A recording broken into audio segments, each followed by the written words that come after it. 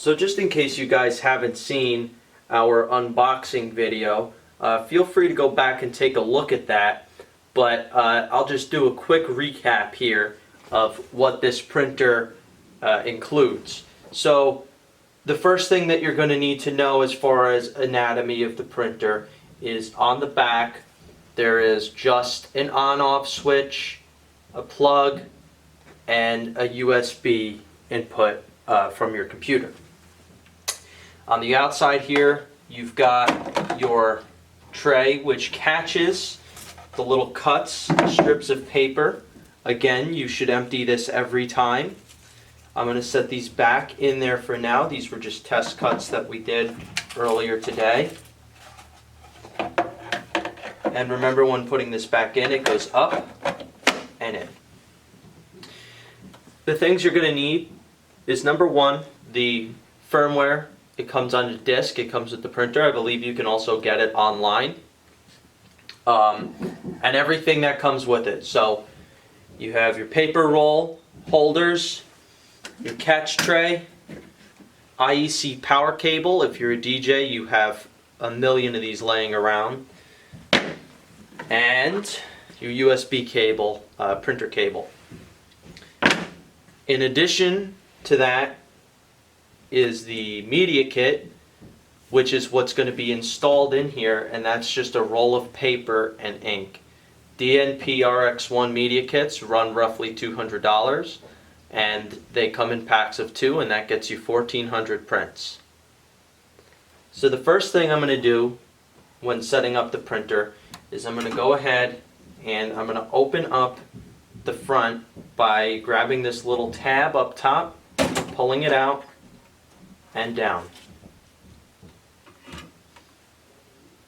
And your little repack foam will be in there. You can set that off to the side. So I went ahead and grabbed the media kit, and this is a partially used media kit. I think it's only got about 20 or so cuts on it, not many. And the printer's plugged in. So what I'm going to do is I'm going to go ahead and take the media kit out. This is your paper roll. It comes in a large roll that gets you roughly 700 4x6 sheets. And then here is our toner, which is the ink, if you will. And it comes in a roll like this. It's these two rolls here, and it's very fragile, it's very delicate, it's significantly thinner than saran wrap. But you don't have to baby it. If you break it, there's ways to fix that, and we'll show you that in another video. Just be mindful that it is very delicate and try your best not to damage it.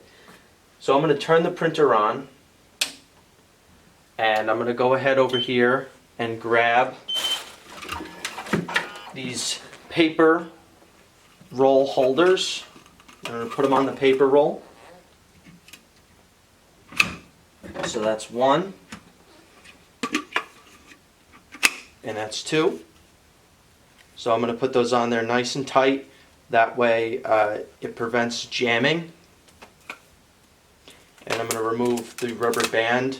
You probably, I don't think it's a problem to put a rubber band around the paper roll, but a piece of blue painter's tape is preferred.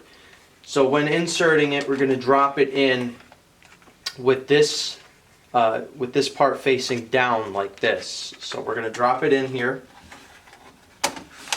and it'll just click in, and then we're going to feed it through the roller here.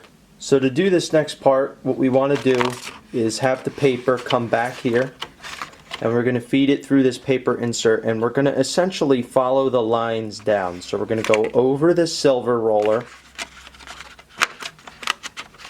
and in,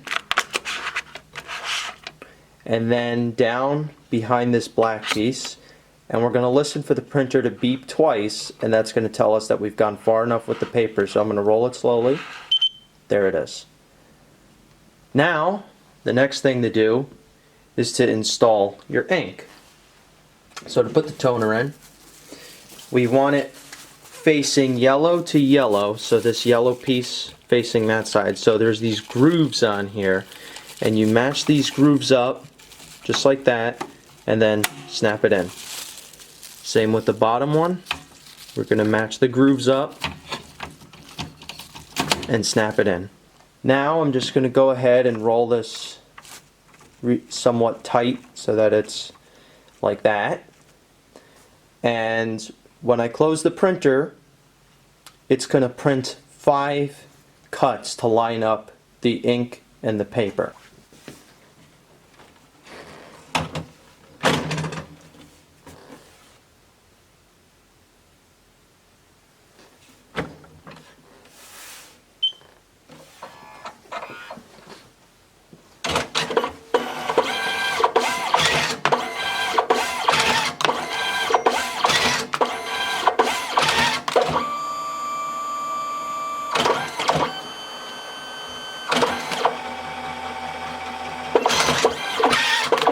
Okay, so now I have the computer connected, I have the printer set up, and I have our photo booth software open. For the purposes of this video, we're going to be using the professional version of DSLR Booth. Now, I have to contact DSLR Booth because I'll forewarn you guys, this print is not going to come out in the correct orientation. The printer is set correctly, and I'll show you guys a little bit how to work the drivers in that other video I was talking about. What we're going to do is we're going to go ahead and hit print on DSLR Booth, and it's going to take 4 pictures. So the software has completed the cycle. So I'm going to go ahead and hit print and choose number of copies. I'll do 1. And it's going to print out a 4x6. Again, not in the correct orientation, but that's something that I'm working on fixing with DSLR Booth.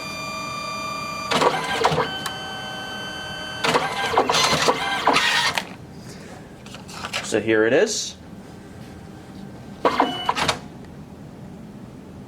As you can see, very high quality prints though, even despite the fact that we're using a webcam and you can touch it immediately because it's dye sublimation, not regular toner, or not regular ink rather. Now your gig is over. You've unplugged, turned off, disconnected the printer from your computer, and it's time to pack it up. Now, one thing that I've always said is take care of your equipment and your equipment will take care of you. So it's very important that you follow these steps to ensure that no damage comes to your printer during transport, because it's an expensive piece of equipment and you do not want this failing on you on the way to a gig. So take the extra couple of minutes and take it apart properly to store it and transport it correctly. So again, once it's unplugged and disconnected, we're just going to take this piece off. This is the catch tray, and we're going to empty out this this bin of cuts. I'll put the catch tray back in, and again we're going to use this little black latch on top to open the printer, and we're going to want to remove the toner and roll it up again. And for the time being, I'm storing it in its original bubble wrap, and then putting that bubble wrap inside of a plastic bag.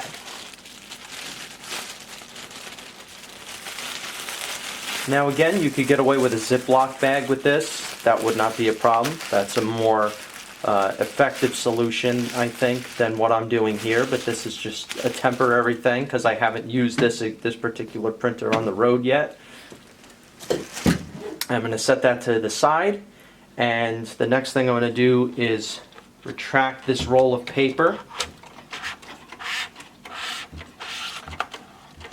remove it, put my rubber band around it,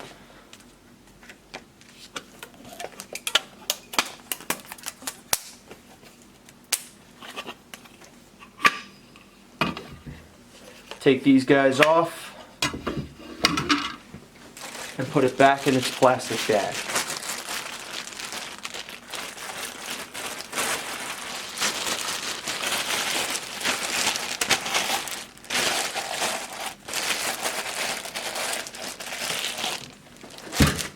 Now this next step is very important. This is the whole reason why we've taken the media out of this printer. This is probably the most crucial part to transport of a DNP RX1. If you notice, inside of this printer there's a print head and it bobs up and down. I wouldn't even be able to show it to you if I got the camera in there because it's hard to really see, but it bobs up and down during transport because that's what the mechanism is designed to do. But we don't want it moving at all. So the printer comes with this foam for shipping, and you'll see it says required for transportation. So what you do with this is you just take it and put it in here and then just close the printer and give it a little shove.